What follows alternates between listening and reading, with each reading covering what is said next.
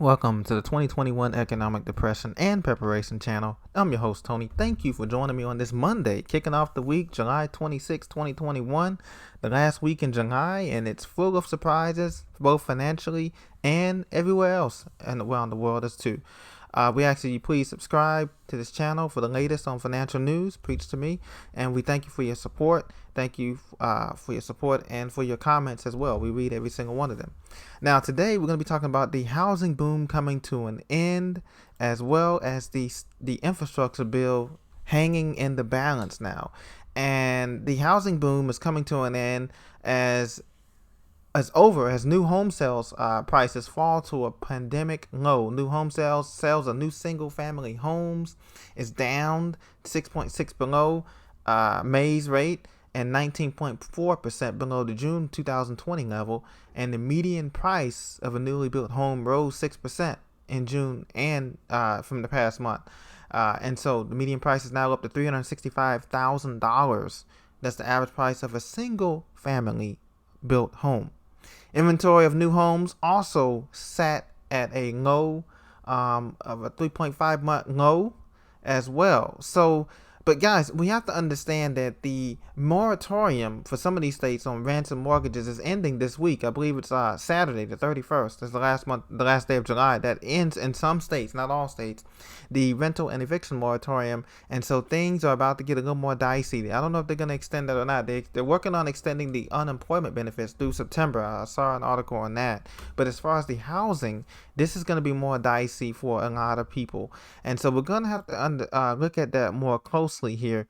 A lot of people are looking at self-sustainable options, tiny houses. That's also, a great idea if your city or county allows that, the permitting and everything, as well as people are looking at moving in with family members or, looking at cheaper alternatives for housing.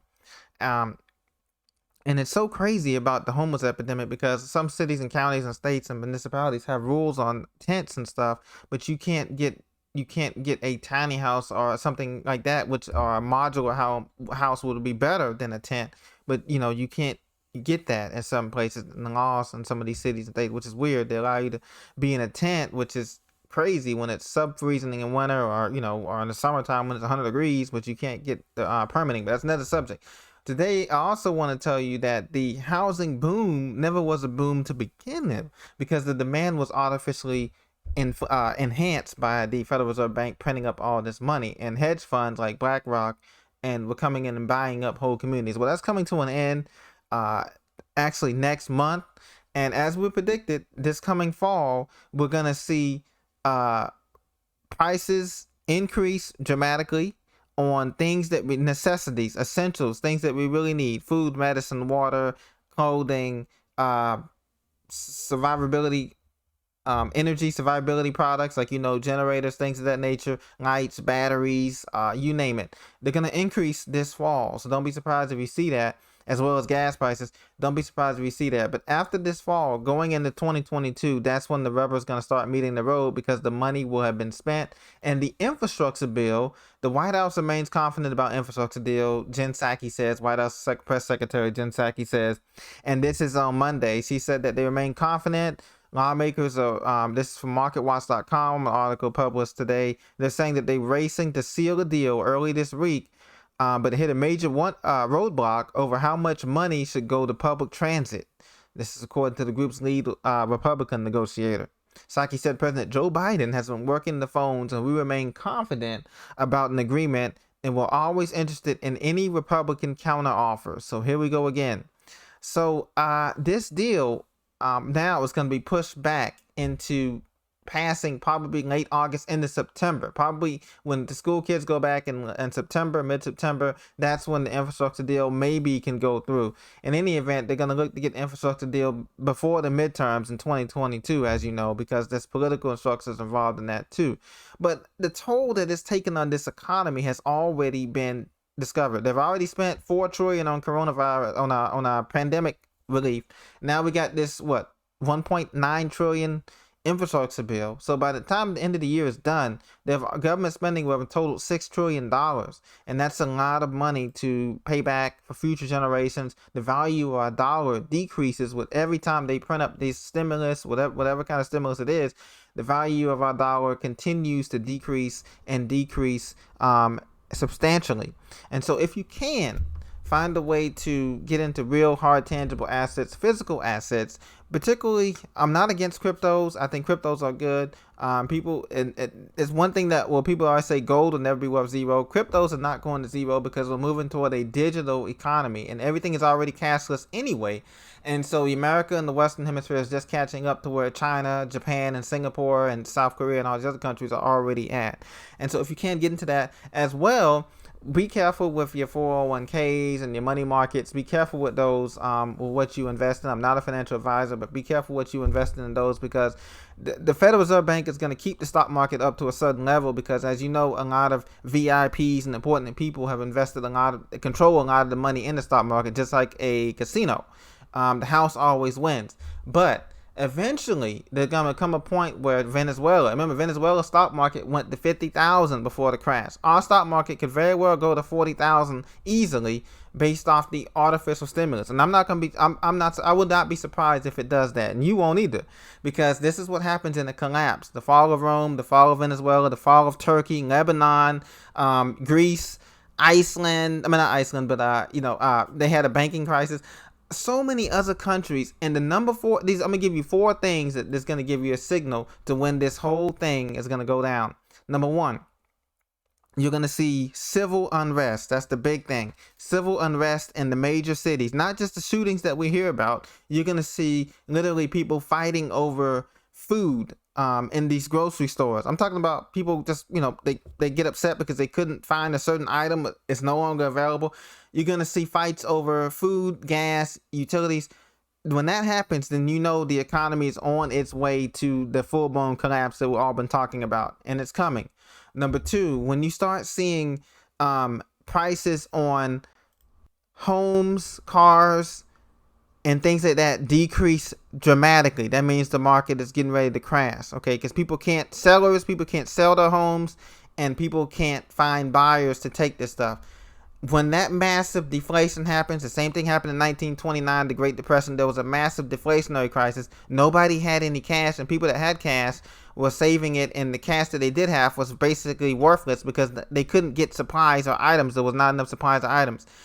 That's the third point. When you see supplies dwindling in the United States of America, meaning the shortages of more than the things that you hear about in the news, and it's taken months and months to get basic supplies, then you know that we're in some big trouble. And the last thing is the final conversion of the monetary system, meaning the dollar is dying, as you know, and everybody's thinking about what's going to replace the dollar. But in the meantime, when we see bartering going on in the streets, bartering in terms of people saying, well, if you do this for me, I'll do this for you. When we see quid pro quo going on in the streets and the underground economy growing in not just cities, but in the rural areas, then you know that now it's prime time. It's time to implement your sustainability plan for your family, for your friends, and for your loved ones. Now, and this is nothing to be scared of. God is going to take care of us as people, all of us, regardless of where we live in this country. But you do need to have a plan, and obviously having a plan is better than having no plan at all, because they're giving us time. Thank God we have time on our side, for now, to prepare, because they don't want to collapse all this thing at once. And then there's one more thing. The fifth thing variable, of course, is this, sickness. Whether or not you believe in it or not, or if it's, real or not, still this sickness is going to be used to control this economy and to control people's reactions, because they're going to keep coming out with all the variants. Now we're on the Lambda variant, and they're not going in order of the Greek alphabet. So I guess, I don't know, but we're going to go through all the letters of all the variants. And that's going to create control and chaos at the same time, because people are getting mixed messages from both the authorities and the local authorities and from their own leaders on the ground. So, they're telling vaccinated people to wear masks still. They're telling unvaccinated, it's you guys' problem. You guys are the bad guys. And then you mixing all these people together. And so we're going to have a very, very tough time here. But the main thing with housing is that you want to secure your housing, if it's already paid off, stay there, keep that, and try to get more assets, maybe some land or somewhere else for a piece of land, a quarter acre or something for your family to go to as a bug out. Or if you're bugging in, make sure you have your solar power, your water secure. Make sure you have a bird key or some kind of life straw filters or whatever, just in case the pumps go down, if the solar can't pump in, if blackouts or brownouts happen. These are things that all of us have to think about, and you can never be too much prepared. Like I said, I know many of you guys have been preparing for years. I've just started a couple years ago, and there's still every day there's still something that I think about that I'm not ready for. And remember, this is going to be a global situation. It's just going to start here in the Western Hemisphere, but it's going to be a global. But we're going to feel it more because we've never been through a situation where we weren't able to get supplies. We weren't able to get the basic necessities of life, readily, like food, water, medicine, clothes. And the government's going to go back to giving out rationing things, probably, as if they did in the 1929. They're issuing you an IOU, but it's going to be based on your social security number, on your last name. A through Z, A through F, you can only go on Monday and Tuesday. C through Z, C through F, stuff like that. And these is going to be things, because you never want to be waiting in line for rationing of any kind of supplies, because fights can happen, outbreaks can happen, violence can happen, and you just don't want to put yourself in that position. Even if you are prepared to handle violence, you never want to, that's never should be your first resort, as to use your security on somebody, another individual, or another situation like that. That should always be the last resort. And if you're directly threatened, then obviously you have to protect your family and protect your home. But so that's the thing, we have to start thinking about that.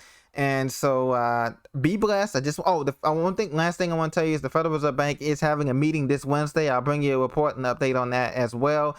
Don't expect the interest rates to go changing. They're not going to raise rates until the end of this year anyway, and that's because they need to keep this money up so that everything can go through that Congress is passing, from the bills, from the infrastructure bill to the family bill and everything like that. So be blessed.